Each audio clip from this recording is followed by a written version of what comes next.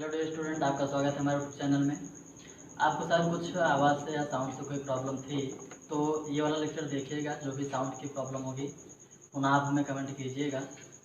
Class आपका जो है बाहर कर दिए हैं, तो जो भी आवाज़ की कोई भी अगर छोटी सी प्रॉब्लम होगी आप तुरंत जो है उसको कमेंट कीजिएगा, ठीक है। तो आज हम जो है स्टार्ट करेंगे वही जो लिमिट स्टेट मेथड हम पढ़ रहे थे आज इसी में, वही को हम थोड़ा सा आगे बढ़ा रहे हैं। क्लियर हो? वही आज से जो हम आगे बढ़ाएंगे। उसमें हमने आपका डेरिवेशन सब करवा दिया था, न्यूमेरिकल हमें कुछ आगे कराना था, तो न्यूमेरिकल जो है हम कराना स्टार्ट कर रहे हैं, ठीक है। हम कुछ न्यूमेरिकल आप लोगों के पास भेजे भी थे, कुछ लोगों के पास, कुछ लोगों ने लगा के भेजा भी था। तो हम जो है आपको पहले तरीका बता रहे हैं कि आप कैसे कैसे करेंगे, ठीक है। उसके बाद फिर हम न्यूमेरिकल लगाएंगे। क्लियर हो? तो सबसे पहले में हम निकाल रहे हैं क्या, मोमेंट ऑफ रेजिस्टेंस। मान लीजिए मोमेंट ऑफ रेजिस्टेंस ज्ञात करना हो, क्या ज्ञात करना है इसमें, मोमेंट ऑफ रेजिस्टेंस, ठीक है। तो ये जो मोमेंट ऑफ रेजिस्टेंस होता है इसको हम कहते हैं वर्किंग स्ट्रेस मेथड से। जब लिमिट स्टेट मेथड की बात करेगा तो इस मोमेंट रेजिस्टेंस के स्थान पर, ठीक है, मोमेंट ऑफ रेजिस्टेंस के स्थान पर यम यू की बात कर लेगा। क्लियर होना से, अर्थात फैक्टर्ड मोमेंट हमें निकालने की आवश्यकता पड़ सकती है, पहला। दूसरे प्रॉब्लम में क्या हो सकता है, दूसरे प्रॉब्लम ये हो सकता है कि सब कुछ आपको दिया गया, फिर पूछ लिया कि भैया इस धरन पर हम कितना लोड अप्लाई कर सकते हैं। जैसे हमने कहा ये हमारे पास धरन है, इसका साइज दिया गया, ठीक है। फिर इसमें स्ट्रेस ग्रेड सब कुछ दिए गए, मोमेंट ऑफ रेजिस्टेंस हमने निकाला या फैक्टर मोमेंट हमने निकाल लिया। अब ये कह रहे हैं कि भैया इस धरन पे हम कितना लोड अप्लाई कर सकते हैं। तो लोड निकालने के लिए भी आ सकता है। पहले में आपने क्या निकाला, मोमेंट ऑफ रेजिस्टेंस। दूसरे में, हाँ भाई देखो, मोमेंट ऑफ रेजिस्टेंस दोनों को ही कहते हैं। वर्किंग स्टेट में मोमेंट ऑफ रेजिस्टेंस कहते हैं, लिमिट स्टेट में फैक्टर मोमेंट कहते हैं, कोई दिक्कत नहीं, दोनों की चीज़ है। दूसरा हम कह रहे हैं क्या कि लोड कितना इस पर अप्लाई लोड कर सकते हैं, हम कहेंगे कितना लोड इस पर अप्लाई कर सकते हो, ये निकालने को आ जाएगा। तीसरे प्रॉब्लम में कह सकता है कि भैया इस धर्म की गहराई क्या होगी, या डिजाइन कीजिए। डिजाइन कीजिए जब बात कर दिया तो इसका मतलब हमें गहराई बताना है, चौड़ाई बताना है, फिर इसमें कितना स्टील पड़ेगा, ये स्टील भी आपको डिफाइन करना है। फिर कितने कितने mm व्यास की हम बार यूज़ करेंगे और कितना नंबर आएगा, वो सारी चीज़ें भी आपको दिखाना पड़ता है। क्लियर हुआ? फिर एक क्वेश्चन इस प्रकार से भी डिजाइन होता है कि सब कुछ आपको देगा, फिर पूछ लेगा भैया एक्चुअल स्ट्रेस इसमें कितना हो रहा है। क्लियर हुआ? मतलब बीम दे दिया, इस पर लोड भी दे दिया गया, ठीक है। फिर बोल दिए भैया कंक्रीट और स्टील इन दोनों में उत्पन्न स्ट्रेसेस के मान क्या होंगे, अर्थात स्ट्रेस का मान भी निकालना है, ठीक है। तो ये कुछ कितने प्रकार से हैं। हम अभी जो है एक टाइप लेकर के चल रहे हैं, एक नहीं दो हम साथ में लेकर चलेंगे, ठीक है। एक फैक्टर मोमेंट हम कैसे निकालेंगे और फैक्टर मोमेंट के बाद हम उसकी डेप्थ कैसे निकालते हैं, ठीक है। डेप्थ पहले ना देखिए, पहले हमारे ख्याल से लोड पहले देख लीजिए, ठीक है। तो सबसे पहले हम मोमेंट की बात करते हैं। पहला क्या कर रहे हैं, फैक्टर मोमेंट कैलकुलेट करना, ठीक है। इसमें गिवन में क्या क्या होगा, गिवन में आपका रहेगा, इसमें देखिए गिवन में क्या क्या आवश्यक है, क्या क्या आवश्यक है। तो हम कहेंगे क्या कि सबसे पहले नंबर जो इसमें साइज ऑफ बीम आपको गिवन रहेगा, साइज ऑफ बीम गिवन रहेगा। दूसरा हमारा किसका मान हो सकता है, हम कहेंगे grade of steel and concrete, ये भी आपके पास होना आवश्यक है। क्लियर होना? फिर अगला हम कहेंगे क्या, एरिया ऑफ स्टील भी पता होना चाहिए, एरिया ऑफ स्टील भी आपके पास होना चाहिए। अगर नहीं रहेगा क्या हम इसको नहीं निकाल पाएंगे, बिल्कुल निकाल सकते हैं, क्योंकि हम जानते हैं लिमिटिंग मोमेंट, ठीक है, लिमिटिंग जो मोमेंट ऑफ रेजिस्टेंस होता है या लिमिटिंग जो मोमेंट ऑफ मान आता है वो हमारा किसके आधार पर निकलता है, R U into B D square. और आर यू किस पर डिपेंड करता है, कंक्रीट के ग्रेड और स्टील के ग्रेड पर। तो ये होगा या नहीं होगा इससे कोई मतलब नहीं है, ठीक है। अगर नहीं है तो भी हम निकाल सकते हैं, अगर है तब तो हम निकाल ही सकते हैं। बता क्लियर हुआ, ठीक है। तो ये कम से कम इतने चीज़ आपके पास रहेंगे, कम से कम इतने चीज़ आपके पास रहेंगे, ठीक है। अब चलिए, हमने कहा क्या, कुछ नहीं दिया हमने, ठीक है, सिर्फ हमने साइज ऑफ बीम दे दिया। फिर हमने कहा कि क्या आप इस पे नहीं निकाल सकते हो, तो हम बिल्कुल निकाल सकते हैं, क्योंकि हम जानते हैं IS कोड 456 2000 के अनुसार, IS कोड 456 2000 के अनुसार हम जानते हैं कि न्यूनतम ग्रेड की जो कंक्रीट यूज की जाएगी वह M20 ग्रेड की कंक्रीट होगा, ठीक है। न्यूनतम ग्रेड की कंक्रीट क्या होगा, M20। क्लियर हुआ? अब अगर हम स्टील की बात करेंगे हम कहेंगे कि टोर बार यूज किया जाता है या टीएमटी बार यूज किया जाता है, या हम कहेंगे डिफॉर्म बार आपका लिमिट स्टेट में मान्य किया गया है। क्या प्लेन बार का यूज नहीं किया जाता है, लेकिन हम कहेंगे कि एलएसएम में प्लेन बार का यूज नहीं करते हैं, आईएस कोड ने बोला, लेकिन हम कहेंगे ये फिक्स नहीं है, ज़रूरत पड़ने पर हम प्लेन बार का भी यूज कर सकते हैं। क्लियर हुआ? तो हम कह रहे हैं क्या कि डिफॉर्म बार हम मान लेंगे और यम 20 ग्रेड की कंक्रीट मान लेंगे। अब ये अगर नहीं भी दे रहेगा तो हम मान के निकाल सकते हैं। क्लियर हुआ? और लिमिटिंग मोमेंट हम निकाल सकते हैं। क्लियर हुआ से? ठीक है, तो अब एक एक करके हम निकाल रहे हैं। अब देखो स्टेप नंबर 1 में आपको क्या करना है, स्टेप नंबर 1 में आपको क्या करना है, साइज ऑफ बीम देगा, ग्रेड ऑफ स्टील देगा, एरिया ऑफ स्टील देगा। सबसे पहले हम बात करेंगे तो हम कहेंगे डेप्थ ऑफ न्यूट्रल एक्सिस। ठीक है, सबसे पहले हम क्या निकालेंगे, डेप्थ ऑफ न्यूट्रल एक्सिस निकाल लेते हैं। डेप्थ ऑफ न्यूट्रल एक्सिस में सबसे पहले हम एक्चुअल निकालते हैं, actual depth of neutral axis, और वो हमारा आता है एक्सयू इज इक्वल टू होता क्या है, हम कहेंगे 0.87 FI इंटू AST पूरे का बता 0.36 FCK इंटू D। बता दो क्लियर होगा? ये हमारा किसका मान आ गया, एक्सयू का मान आ गया। ठीक है, वो हमारा क्या है, actual depth of neutral axis मान लीजिए। ठीक है, एरिया ऑफ स्टील नहीं दिया गया है, एरिया ऑफ स्टील नहीं दिया गया है, तब आपकी मजबूरी है कि हम ये चीज़ नहीं करेंगे। अब हम तुरंत किसकी बात करेंगे, लिमिटिंग वैल्यू की बात करेंगे, और उसी के आधार पर हम आगे सॉल्व करना स्टार्ट करेंगे। क्लियर है?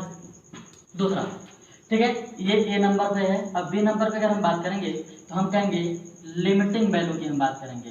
ठीक है, limiting depth of neutral axis. पहले हमने किसकी बात किया, actual depth of neutral axis, फिर हमने किसकी बात किया, limiting depth of neutral axis, मतलब डेप्थ ऑफ न्यूट्रल एक्सिस की अधिकतम क्या सीमा हो सकती है। क्लियर हुआ? अधिकतम क्या सीमा हो सकती है, तो हम यहाँ पर बात करेंगे लिमिटिंग, और उसको हम निकालेंगे।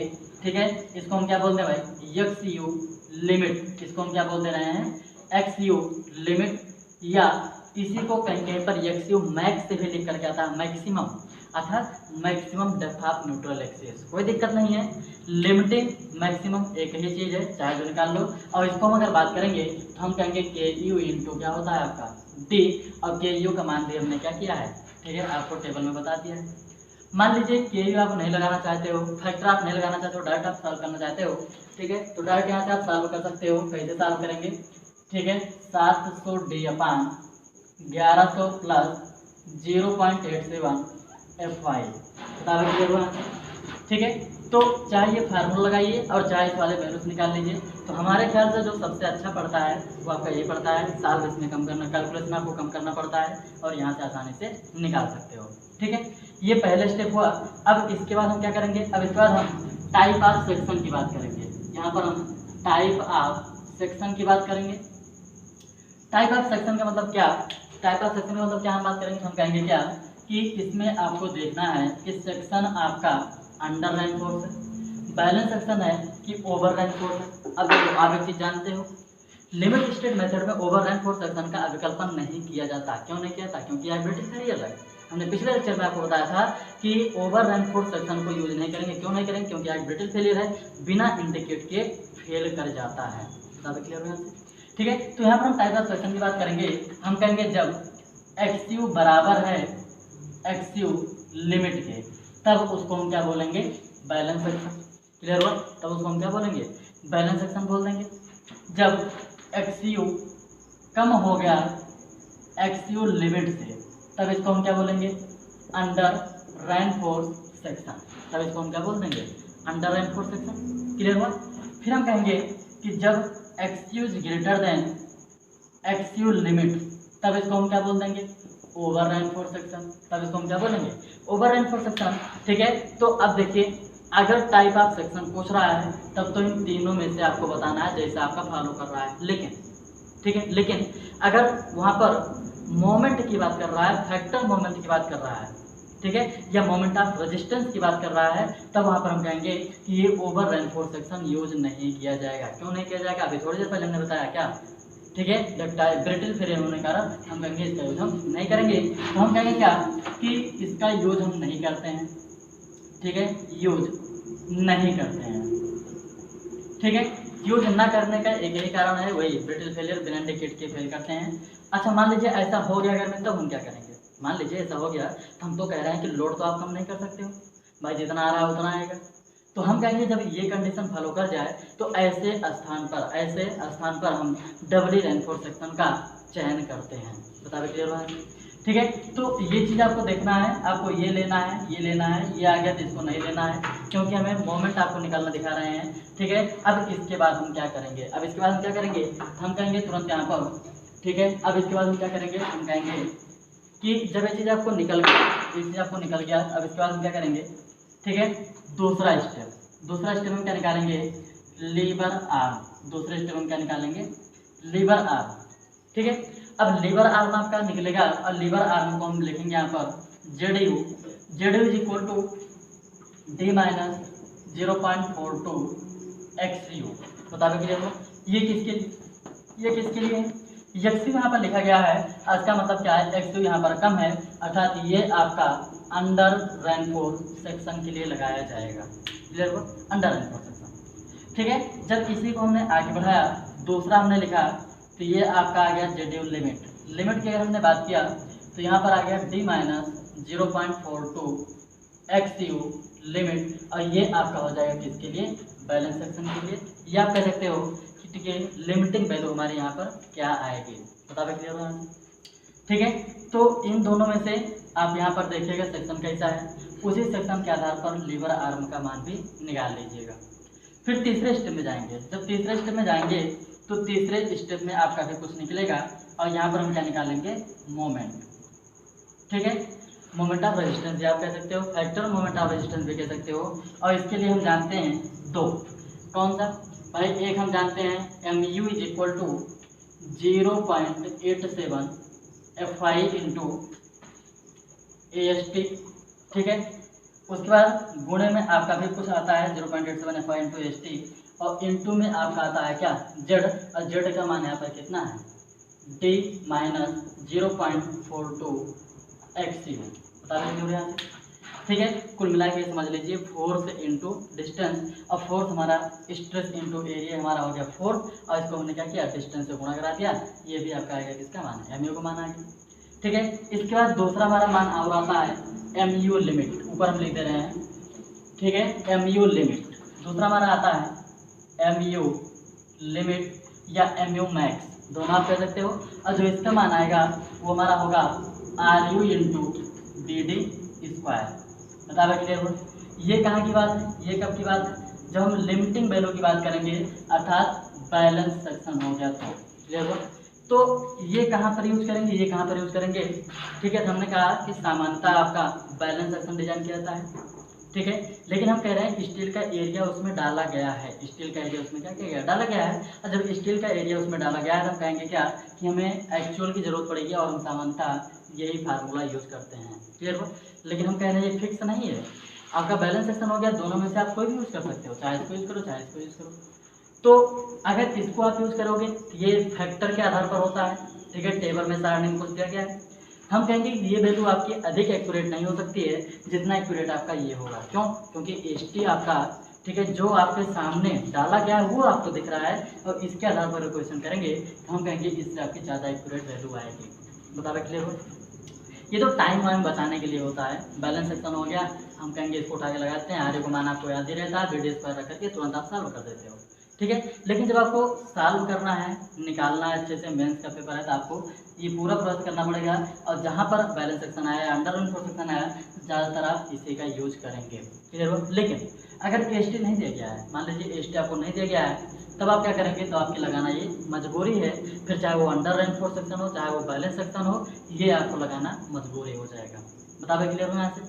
ठीक है, तो पहला भी, दूसरा, तीसरा, 3 स्टेप हो गया है। अब चौथे स्टेप की हम बात करेंगे, और चौथे स्टेप हम क्या करेंगे, वैसे निकल तो गया, निकल गया, यही आपका पूछा रहा था। ठीक है, अब हम अगले स्टेप की बात करेंगे।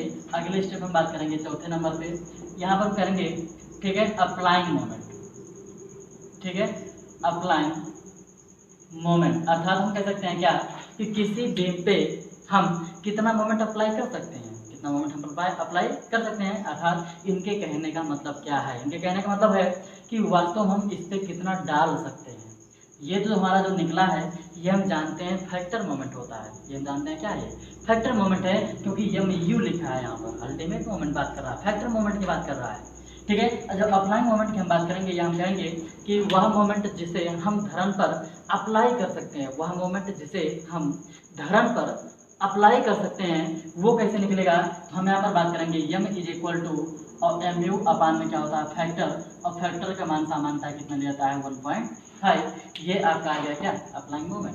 क्लियर हो यहाँ से, ठीक है। तो ये हमारा कुछ इस प्रकार से इतने स्टेप में आपका मोमेंट कार्य करेगा, बताओ क्लियर हो, ठीक है। मोमेंट आपका कुछ इतने में कार्य करेगा।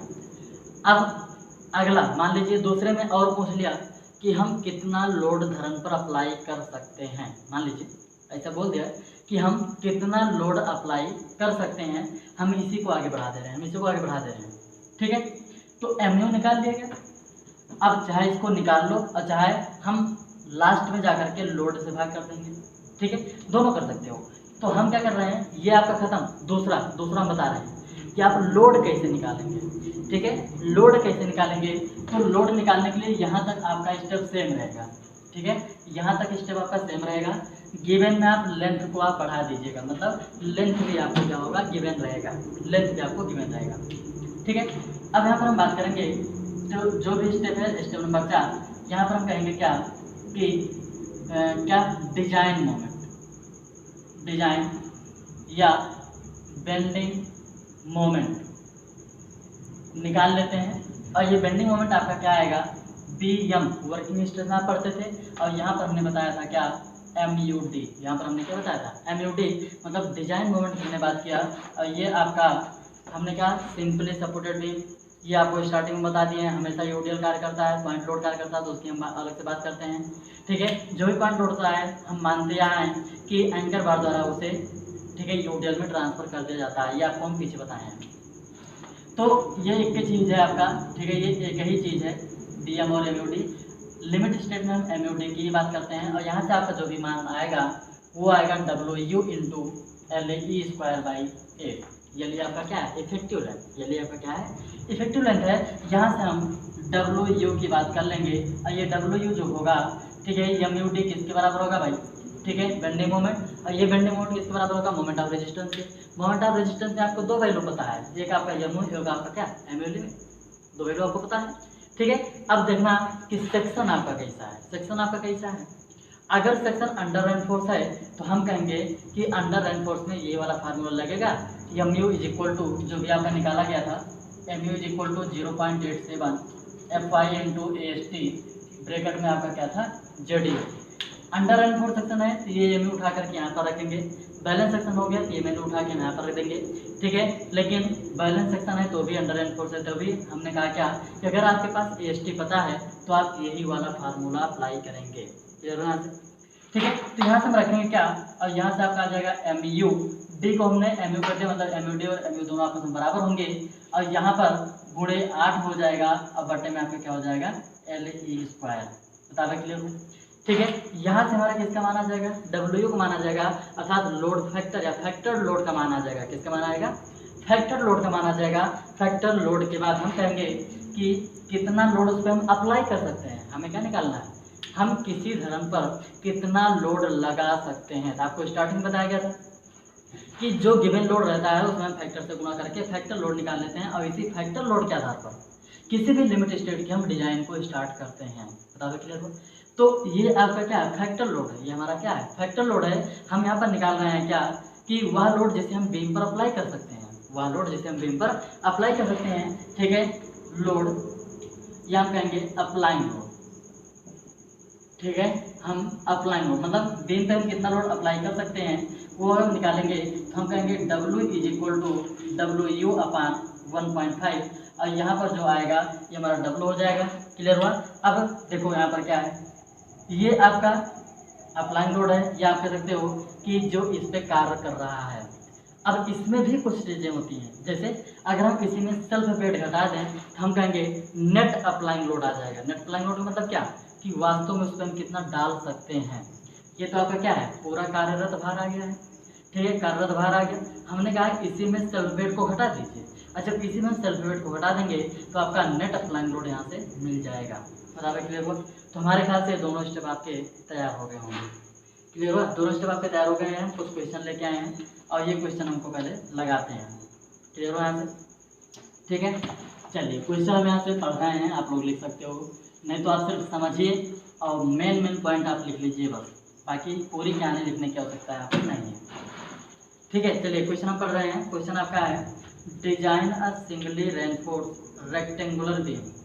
ठीक है, design a singly reinforce rectangular beam for an applied factor moment of 120 kilo newton metre. Clear हुआ? यहाँ पर कह रहे हैं अप्लाइड फैक्टर मोमेंट, और इसका मान जो दे रहे हैं वो कितना दे रहे हैं, 120 किलो न्यूटन मीटर। क्लियर है यहाँ से? ठीक है, हम दोनों क्यों लिख रहे हैं, फैक्टर मोमेंट हम दोनों लिखा है, इसलिए लिखा है ताकि आपको पता है कि फैक्टर मोमेंट है, यहाँ पर आपको फैक्टर से गुणा करने की जरूरत नहीं पड़ेगी। क्लियर है यहाँ पर? ठीक है, फिर आगे दे रहे हैं क्या, assume the width of the section as 230। ठीक है, जो यहाँ पर विड्थ दिए हैं सेक्शन का वो कितना दिए हैं, 230 mm। फिर आगे हम देख रहे हैं क्या कि जो भी इसमें मटेरियल यूज किया गया है, जो भी इसमें मटेरियल यूज किया गया है वह मटेरियल M20 ग्रेड की कंक्रीट है तथा HYSD रेनफोर्समेंट ऑफ ग्रेड है। मतलब कि स्टील का ग्रेड आपका HYSD ले गया था 415 और कंक्रीट का ग्रेड जो ले गया है वो कितना ले गया है, M20। अर्थात यहाँ पर हम बात करेंगे और ये आपका M20 और फिर यहाँ पर FE का मान या FY का मान जो लिया गया है वो हमारा कितना लिया गया है, 415। बताओ क्लियर हो? क्या करना है, डिजाइन करना है इनका, क्या करना है, डिजाइन करना है singly reinforce rectangular beam. Clear हो? तो डिजाइन में देखो हमें क्या क्या करना होता है। सबसे पहले डिजाइन की अगर हम बात करेंगे तो हमें डिजाइन में क्या क्या बताना होता है, तो डिजाइन में हमें बताना ये होता है, ठीक है, डिजाइन में हमें ये बताना होता है कि सेक्शन क्या होगा, या हम कहेंगे सेक्शन की साइज क्या होगी या बीम की साइज क्या होगी, अर्थात उसकी चौड़ाई और उसकी गहराई बताना पड़ता है। दूसरा हम कहेंगे क्या कि इस पे कितना स्टील पड़ेगा, या हम कहेंगे कि इसमें हम कितना स्टील रेनफोर्समेंट प्रोवाइड करेंगे, कितने में ब्यास की सरिया होगी तो कितने नंबर में पड़ेगा, ये भी हमें यहाँ पर बताना पड़ता है। क्लियर बात? तो बी आपको ज्ञात है, यहाँ पर बी आपको पता है, हमें डी का मान यहाँ पर निकालने की जरूरत पड़ेगी।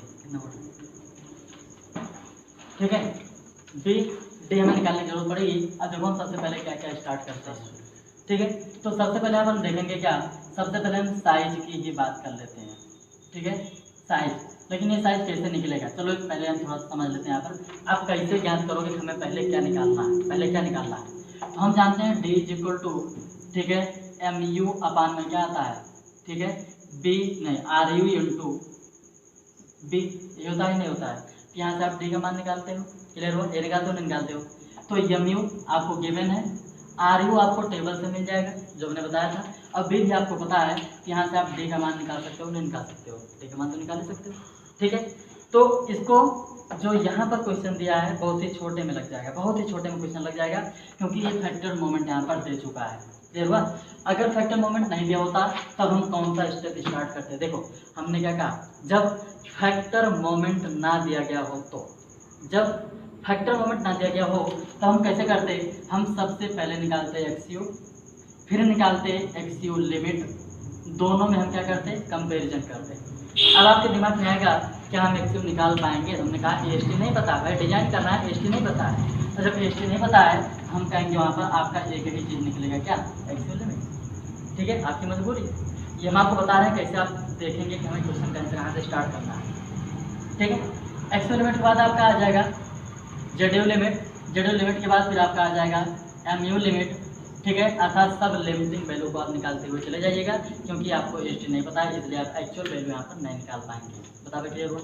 ठीक है, तो हम इस क्वेश्चन को डायरेक्ट लगा रहे हैं, और इस क्वेश्चन को हम डायरेक्ट लगाएंगे, कैसे लगाएंगे, देखो यहाँ पर क्या है, ठीक है, डेप्थ ऑफ बीम, हम यहाँ पर सबसे पहले निकाल देते हैं क्या, डेप्थ ऑफ बीम। और ये डेप्थ ऑफ बीम आपको कैसे निकलेगा, हम कहेंगे डी इज इक्वल टू आपका आता है, ठीक है, M U upon R U और इंटू में बी। क्लियर हो? R U into B. अगर हम आर यू की बात करेंगे तो आर यू आपका कितना ले जाएगा, टेबल देख लीजिए जो आपको लिखाया गया था। ठीक है, टेबल आप देख लीजिएगा, वहाँ पर आपको मिल रहा होगा 2.76। ठीक है, इसके लिए जो आर यू का मान होगा वो होगा 2.76। उठा के यहाँ पर रखिए, एम यू का मान आप उठा के रख देंगे, और यहाँ पर आ जाएगा 120 गुणे 10⁶ न्यूटन एम में हमने कर दिया 2.76 इंटू बी का मान आपको पता है, और बी का मान यहाँ पर कितना दिया गया है, 230। क्लियर हो? 230। ठीक है, अब इसका अंडर रूट निकाल लीजिए, यहाँ से आपको डी का मान मिल जाएगा, डी का मान मिल जाएगा। ठीक है, कैलकुलेटर अगर आप पास रखते हो कैलकुलेटर में तुरंत उठा के सॉल्व करना स्टार्ट कीजिए। ठीक है, यहाँ पर हम देख रहे हैं 120 डिवाइडेड बाई करना है क्या 2.76 इंटू में आपका है 230 इक्वल हमने किया रूट लगा के इक्वल किया 434.7 mm आ रहा है। कितना आ रहा है ये 434.7, अर्थात हम इसको ले लेते हैं 440 mm। कितना ले लेते हैं इसको हम 440 mm ले रहे हैं। क्लियर हो। अब देखो अगर आप साइड वाइड पे जाते हो, साइड वाइड पे मान लीजिए आप जा रहे हो, तो यहाँ पर डिजाइन के बाद कुछ और स्टेप होते हैं, वो आपको लिखित में नहीं बताए जाते हैं। वो क्या होता है कि अगर आपके धर्म की गहराई 500 mm से अधिक आ रही है, धर्म की जो गहराई है अगर ये 500 mm से अधिक आ रही है, तब वहाँ पर हम क्या करते हैं कि 10% बढ़ा देते हैं। जो भी गहराई है उसको हम 10% क्या करेंगे इंक्रीज कर देते हैं। ठीक है, और अगर 500 mm से कम, मतलब हम कहेंगे कि 500 mm तक अगर है, तो हम क्या करते हैं कि जो भी डेप्थ आती है उसकी हम 5% इंक्रीज कर देते हैं। क्लियर हुआ। लेकिन यहाँ पर हम आपको सिर्फ बता दिए हैं, यहाँ पर हम करेंगे ऐसा नहीं कुछ। क्लियर हुआ यहाँ से। ठीक है, कैपिटल डी की हम बात कर लेंगे, और कैपिटल डी जो आपका आएगा वो कितना आएगा, तो हम कहेंगे क्या कि उसमें उचित कवर जोड़ दिया जाता है, और कवर उठा के आप जोड़ दीजिएगा। हम 30 mm कवर या 40 mm इफेक्टिव कवर ले लेते हैं।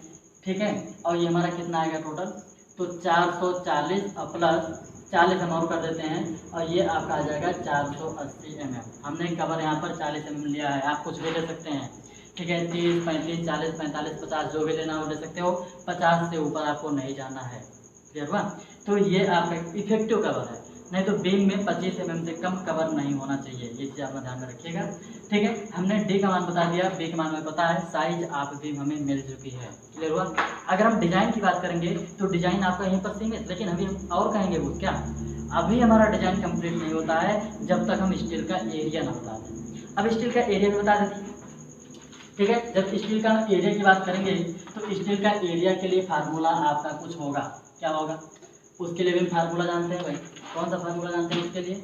ठीक है, MU is equal to 0.87 FY into AST, और इंटू में आपका क्या होगा ZU। बता क्लियर हुआ नहीं यहाँ से। ठीक है, अब ZU आपको कहाँ से निकलेगा, XU से, आपकी मजबूरी है। AST आपको नहीं गिवन है, और जब AST आपको गिवन नहीं है तो इसका मतलब हमें ZU का मान कहाँ से निकलेगा। ठीक है, देखो चूँकि AST नहीं पता, ठीक है, AST आपको नहीं पता है, इसके लिए हम क्या करेंगे, तो यहाँ पर हम कहेंगे क्या कि XU लिमिट का मान निकालिए, और XU लिमिट का मान निकालेंगे KU इंटू D। ठीक है, M20 और FE 415 यहाँ पर गिवन है, और उसी के आधार पर हम KU का मान बताएंगे। तो जहाँ पर FE 415 लिया जाता है वहाँ पर KU का मान क्या होता है, तो KU का मान वहाँ पर कितना होगा 0.48 और इंटू डी का मान आपका जो आया है उठा के रख दीजिए 440, यहाँ से आपका XU लिमिट का मान आ जाएगा। ठीक है, अब यहाँ से हम AST का मान निकाल लेंगे, और ये AST इक्वल टू आएगा MU अपान, ठीक है, 0.87 FI D minus 0.42 XU limit. बता रहे क्लियर हुआ। तो यहाँ से भी इसको आप सॉल्व कर सकते हैं। बता रहे क्लियर हुआ। स्टिक मान निकाल लीजिएगा, फिर उचित डायमीटर का व्यास मान, उचित डायमीटर का कोई बार मान लीजिएगा, फिर नंबर आप बार भी यहाँ पर आप बता सकते हो। बता रहे क्लियर हुआ। ठीक है, तो ये सवाल हमारे ख्याल से आपको समझा चुके हैं, समझ में आ गया होगा। अगर इसी को और आगे इनलार्ज करना चाहते हो तो बहुत तरीके हैं, बहुत बड़ा कर सकते हो, लेकिन बड़ा करने से कोई मतलब नहीं है। आप क्या कीजिए, सॉल्व करके आगे बढ़िए। क्लियर हुआ यहाँ से। ठीक है, टाइम है 5 मिनट या 2 मिनट। ठीक है, चलो।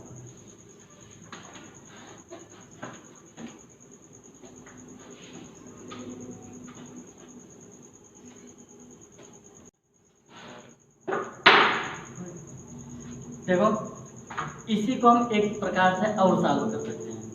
ठीक है, और सॉल्व कर सकते हैं कैसे भाई, ये तो हमने क्वेश्चन उठाया था सिंगली रेनफोर्स से, हमें पता है कि सिंगली रेनफोर्स है, लेकिन अगर मान लीजिए आपके एग्जाम में आ गया तब क्या करोगे। ठीक है, तो फैक्टर मोमेंट जो यहाँ पर दिया गया है वो शायद कितना दिया गया था आपका 120 किलो न्यूटन मीटर। हमें कैसे पता ये सिंगली है कि डबली है, ये तो गिवन है क्वेश्चन में, सिंगली रेनफोर्स है, तब तो हम जान गए तुरंत। ठीक है, यहाँ पर मान लीजिए सिर्फ इतना दिया गया और ये नहीं बोला गया सिंगली एक डबल, तब आप कैसे करोगे? तब वहाँ पर देखिए कैसे करेंगे, तो वहाँ पर जो भी फैक्टर मोमेंट है, ठीक है, इसका हम कंपेरिजन करेंगे किससे? लिमिटिंग मोमेंट से, अर्थात mu लिमिट से हम इसका कंपेरिजन करेंगे और इसका जो भी मान आएगा वो आएगा RU into B T square. फिर यहाँ पर हम कहेंगे क्या कि ये जो फैक्टर मोमेंट है इसको हम मान लेते हैं mu, if mu is less than mu limit then under reinforce section, if mu is equal to mu limit, ये हमारा क्या हो जाएगा? Balance section mu is greater than mu limit, ये हमारा क्या हो जाएगा यहाँ पर? Over reinforce section. बराबर क्लियर हो? ठीक है, तो ये स्टेप करने के बाद अब आगे बढ़ेंगे, लेकिन यहाँ पर हमारी मजबूरी थी क्योंकि हमें डी नहीं पता था, इसलिए हमने इस स्टेप को नहीं लगाया। बता भाई, हमारे ख्याल समझ में आ गया होगा। ठीक है, अगर बी डी भी आपको पता है और ये मोमेंट भी आपको पता है, हम ये प्रोसेस करेंगे, इस प्रोसेस के आधार पर हम क्वेश्चन को आगे बढ़ाएंगे। बता भाई क्लियर हो यहाँ से? ठीक है, तो हमारे ख्याल से ये क्वेश्चन भी आपका हो गया होगा। एक क्वेश्चन बच्चों का और पूछा था, वो भी हम देख लेते हैं। हाँ, क्वेश्चन आपका है, देखो कर दे रहे हैं। हाँ, ये क्वेश्चन जो हम लगवा रहे हैं आप किसी भी बुक से उठाइएगा, जरूर नहीं क्वेश्चन हमारा है, किसी भी बुक से उठाइए, क्वेश्चन अगर समझ में आ गया तो आप लगाने का प्रयास कीजिएगा। ठीक है, क्वेश्चन नंबर हम अगला देख रहे हैं। ठीक है, a beam 230 mm wide and 400 mm effective depth is reinforced with 3 number of steel at the rate 16 mm diameter mild steel bar in tension, compare both the flexure capacity mu and the strain in steel. ठीक है, वो है पहला number दे रहे हैं M20 mix is used and फिर B number पे दे रहे हैं M25 इज यूज्ड। ठीक है, देखो कुछ नहीं कह रहे हैं, क्या कह रहे हैं कि एक बीम जिसकी चौड़ाई 230 mm है, एक धर्म है जिसकी चौड़ाई कितना है? 230 mm है, तथा इफेक्टिव डेप्थ जो यहाँ पर दे रहे हैं वो कितना दे रहे हैं? 400 mm। इफेक्टिव डेप्थ कितना दे रहे हैं? 400 mm। ठीक है, फिर कह रहे हैं क्या कि इसमें 16 mm व्यास की 3 बार टेंसाइल जोन में यूज किया गया है। कितना? 16 mm का 3 बार टेंसाइल जोन में यूज किया गया है। क्लियर हो? अब फिर क्या कह रहे हैं? फिर क्या कह रहे हैं? कह रहे हैं कि compare both the flexural capacity mu and the strain in steel. ठीक है, यहाँ पर कह रहे हैं क्या कि कंपेयर करना है, कंपेरिजन करना है किसमें? mu में और स्टील में उत्पन्न स्ट्रेन। क्लियर हो? पहले इसमें हमें क्या निकालना पड़ेगा? mu का मान निकालना पड़ेगा। mu का मान निकाल लीजिए। mu का मान निकालने के बाद स्टील में कितना स्ट्रेन हो रहा है वो हम, ठीक है, समरूप त्रिभुज का नियम लगा के जो हम पहले आपको निकालाए थे, डेरिवेशन कराए थे, वो फार्मूला हम लगाएंगे। ठीक है, उसके आधार पर फिर हम क्या करेंगे? कंपेयर करेंगे दोनों का। अब ये दोनों कंडीशन दो सवाल में करना है। एक बार M20 ग्रेड का कंक्रीट लिया गया है और दूसरी बार M25 ग्रेड की कंक्रीट लिया गया है। ठीक है, तो B इज इक्वल टू आपको गिवन है कितना है, तो हम कहेंगे 230 mm। जिनके पास हम क्वेश्चन भेजे थे, ये क्वेश्चन नंबर 6 है। ठीक है, D आपका जो दिया गया है, स्मॉल d है, वो आपका है 400 mm। ये सब mm में है। AST की अगर हम बात करेंगे तो हम कहेंगे ये आपका जो आएगा 5/4 इंटू 16 स्क्वायर गुणे 3, क्योंकि 3 छड़ यहाँ पर टेंसाइल जोन में अप्लाई किया गया है। क्लियर हो? अब पहले कंडीशन में इनको M20 लेकर के सॉल्व करना है और दूसरे कंडीशन में इनको 25 लेकर के सॉल्व करना है। क्लियर हुआ? M25 लेकर के सॉल्व करना है। ठीक है, तो एक एक करके हम सॉल्व करेंगे। सबसे पहले हम, ठीक है, M20 वाले को लेकर के सॉल्व कर रहे हैं, M25 वाले को अभी हम छोड़ दे रहे हैं थोड़ी देर के लिए। क्लियर हुआ? तो M25 को अगर हम छोड़ेंगे तो यहाँ पर हम कहेंगे क्या कि इसको पहले हम सॉल्व करना स्टार्ट कर देते हैं। ठीक है, और सबसे पहला हम कंडीशन कर रहे हैं, पहला कंडीशन। ठीक है, इसमें दो कंडीशन दिया गया है, mu का मान और स्टील में उत्पन्न स्ट्रेन का कंपेरिजन कराना है। पहला हम देख रहे हैं तो पहले हम कहेंगे क्या, सबसे पहले हम निकालेंगे XU का मान, और XU is equal to 0.87 FY into AST पूरे का बटा 0.36 FCK और इंटू में आपका क्या आएगा B। क्लियर हो? फार्मूला आपको याद होना चाहिए, क्योंकि इसका याद करने कोई तरीका नहीं है, हमने डेरिवेशन करा दिया है, और डेरिवेशन अगर आप अच्छे से समझ गए हैं तो इसको याद करने की जरूरत नहीं पड़ेगी। ठीक है, तुरंत याद हो जाता है आपका compression force is equal to tensile force, और कंप्रेशन फोर्स आपका ये आता है और टेंसाइल फोर्स में आपका स्टील पड़ा होता है। ठीक है, उठा के तुरंत ट्रांसफर कर दीजिए, पछांतर करके तुरंत आप, ठीक है, बहुत ज़्यादा टाइम नहीं लगेगा, केवल 5 सेकंड का टाइम लगेगा, आप सोच के तुरंत लिख सकते हो। चलिए एस्टिक मान कितना है, एस्टिक मान हम निकाल लेते हैं। यहाँ पर एस्टिक मान आपका कितना आएगा देख लेते हैं। यहाँ पर लिखा गया है π/4, ठीक है, 16 स्क्वायर है। उसके बाद फिर गुणे कितना है, 3 बार पड़ा है, 603 कितना है इसमें, 603। एस्टिक मान जो आया है 603.18। इसको हम 604 मान ले रहे हैं, कोई दिक्कत नहीं है।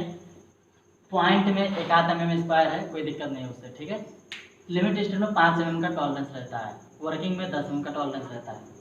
चलिए यहाँ पर हम देख लेते हैं। अब इसको जब हम सॉल्व करेंगे तो यहाँ पर आएगा आपका मान 0.87। ठीक है, FY का मान क्या दिया गया है, ठीक है, यहाँ पर गिवन है कि नहीं गिवन है पहले हम देख लेते हैं। ठीक है, गिवन नहीं है, गिवन यहाँ पर नहीं है। और जब गिवन नहीं है यहाँ पर हम आप कोई भी एक मान लीजिए, किसको मानेंगे भाई, लिमिट स्टेट है, किसको मानेंगे, हमेशा डिफॉर्म बार को मानते हैं।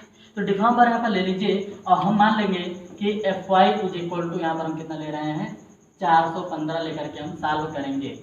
गुण हम करेंगे 415 और इंटू में हमने कर दिया 604/, ठीक है, 0.36। FCK का मान पहले कंडीशन में 20 है और B का मान यहाँ पर कितना दिया गया है 230। हमारे ख्याल से यहाँ पर आपका XU का मान निकल जाएगा। ठीक है, उसके बाद हम निकालेंगे XU लिमिट, और XU लिमिट के लिए हम कहेंगे क्या, KU और इंटू में हम D कर देंगे। ये फैक्टर कई बुक में अलग अलग मान लिए हैं, ठीक है, अलग अलग टीचर भी अपना अलग अलग रखते हैं, तो उससे मतलब नहीं है, आप ये समझ लीजिए फैक्टर है बस जरूर। तो यहाँ से हमने उठा के रख दिया, और FI 415 के लिए KU का मान, FE 415 के लिए KU का मान कितना होगा 0.48, और D का मान आपको गिवन है कितना 400। बता क्लियर हो। ठीक है, तो इसको हम भी सॉल्व कर लेते हैं। पहले हम ऊपर वाले को सॉल्व कर रहे हैं। 0.87 गुणे 415 है, गुणे 604 है, ठीक है, डिवाइडेड बाई 0.36 इंटू में आपका 20 इंटू 230। ठीक है, ये आपका जो आ रहा है 131.68 अर्थात 132 mm हमने इसको ले लिया। जब हम इसकी बात करेंगे तो हमारा कितना होगा, हम कहेंगे 0.48 इंटू में आपका कितना है 400, और ये आपका आ रहा है 192। वो आपका कितना आ रहा है 192 mm। तो यहाँ पर हम क्या देख रहे हैं, यहाँ पर हम देख रहे हैं कि XU का मान कम है किससे, XU लिमिट से, अतः सेक्शन आपका कैसे होगा अंडर रेनफोर्स सेक्शन। बता दीजिए। ठीक है, तो अगर हम यहाँ पर आपको एक तरीका बताते हैं कि जो आपका सिंगली रेनफोर्स होता है तो एसटी का मान दिया होता है, लिमिट स्टेट का रहता है, तो ये लगभग 80% क्वेश्चन ऐसे होते हैं, 80-85% क्वेश्चन ऐसे होते हैं जो कि अंडर रेनफोर्स में आते हैं। बस कुछ ही क्वेश्चन ऐसे होते हैं जो कि ओवर हो जाता है और बैलेंस हो जाता है। क्लियर हुआ। तो लेकिन आप लोग निकालिएगा, ये मान के मत चलना, क्योंकि ये हम आपको सिर्फ आपकी सरलता के लिए अभी के लिए हम बता रहे हैं। ठीक है, तो ये आपका अंडर रेनफोर्स सेक्शन हो गया। अब इसके बाद हमें MU का मान निकालना है, और MU के लिए हम फार्मूला जानते हैं। क्या जानेंगे भाई, ठीक है, MU के लिए फार्मूला निकाल लीजिए। निकालना क्या है इसको तो बताए ही है। MU इज इक्वल टू आपका यहाँ पर मान आएगा 0.87 FY इंटू AST में D-0.42 XU। बता रहे क्लियर हो। हमने 100 के लिए बात किया, हमने कहा जो सबसे कम हो वही उठा के रखते हैं। ठीक है, और वही उठा के रखेंगे, हमारे ख्याल से 132 आया था, और यहाँ पर हम MU इज इक्वल टू रखेंगे 0.87, ठीक है, 415। AST का मान कितना है 604, D का मान कितना है 400 माइनस 0.42 इंटू XU का मान कितना आया था, ठीक है, हमारे ख्याल से 132 था। ठीक है, अगर हमारा ध्यान उतर गया होगा तो आप रखिएगा जो आपका XU का मान आया। ठीक है, तो हम यहाँ पर 132 रख रहे हैं। ठीक है, और यहाँ से इसका मान कुछ आएगा, MU इज इक्वल टू क्या आएगा हम निकाल लेते हैं। ठीक है, इसको हम हटा रहे हैं। अब MU का मान यहाँ से सॉल्व कीजिए, बताइए कितना आ रहा है। तो ये आपका आ रहा है 0.87 इंटू 415 इंटू 604, ठीक है, इंटू ब्रैकेट में हम लिख रहे हैं क्या 400 माइनस, ठीक है, 0.42 इंटू 132, ठीक है, डिवाइडेड 6। ये आ रहा है आपका 75.13 गुणे 10⁻6 न्यूटन mm। बता क्लियर हो नहीं यहाँ से, ये आपका MU का मान आ गया। बता क्लियर हो।